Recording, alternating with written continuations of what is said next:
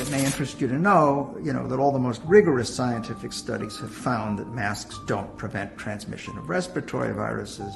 Masks have essentially no benefit. N95 was developed to protect construction workers from dust. Dust particles are removed by those 95% effectively. Dust particles are thousands of times larger than COVID viruses, SARS-CoV-2, and it's like putting ping pong balls through a chain link fence. 95% of the time, they're just going to go straight through. Dr. Fauci started out by saying correctly that masks don't do any good against respiratory viruses. He said it on 60 Minutes in I think it was March of 2020.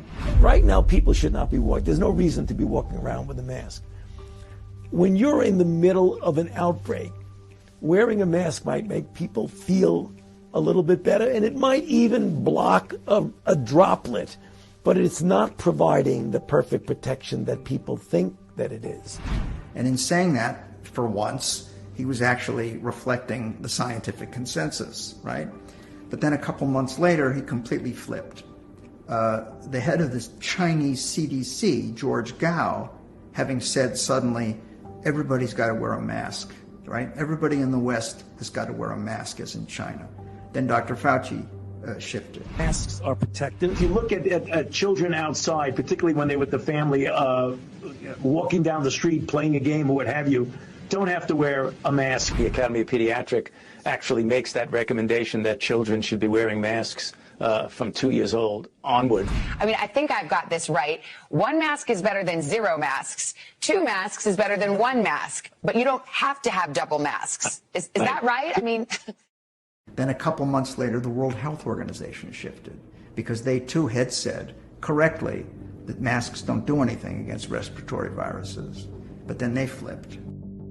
A dispute over a mask led to a woman being tased by a cop at a middle school game. Of course, no, it should have never come to this. What is your right to refuse, and what is law enforcement's ability to enforce? You have to have a mask on. Shoot me, people? You're going to shoot me for trying not to breathe? Cool. Come on, dude. Keep up. Ow! And there is Barack Obama dancing unmasked. He's been talking about the need to get a vaccine and all the other stuff. I don't think he wants to break from the CDC. What's interesting is I haven't heard the CDC commenting about this yet. Masks are pretty magical, and they don't have much downside.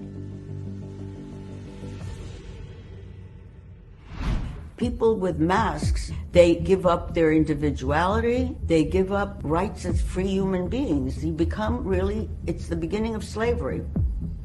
African-American slaves in America, many of them, they wore masks. I have called the masks to be the symbolic equivalent of the yellow star that I had to wear. It's a sign that you are not free, that you are lesser. All of this is happening only because people obey. I think masking really was a symbolic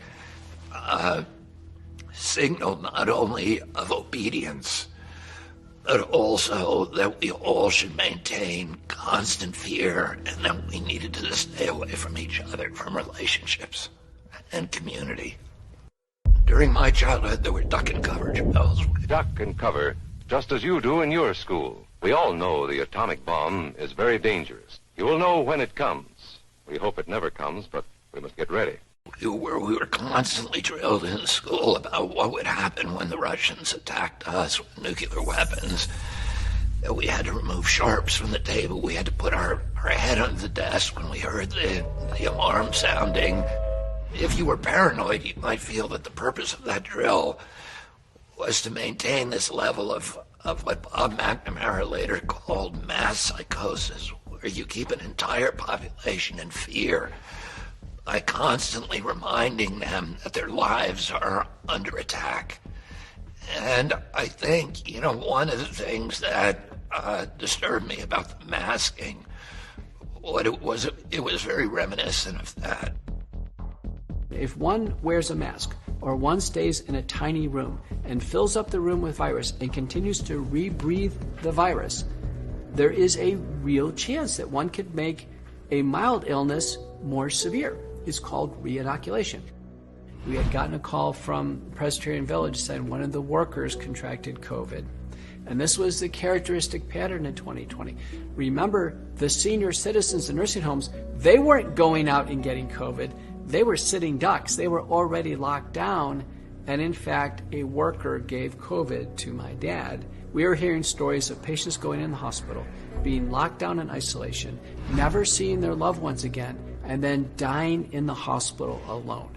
We don't get to eat dinner with them. We don't get to sit with holidays for them. Memorial Day, Father's Day, Mother's Day.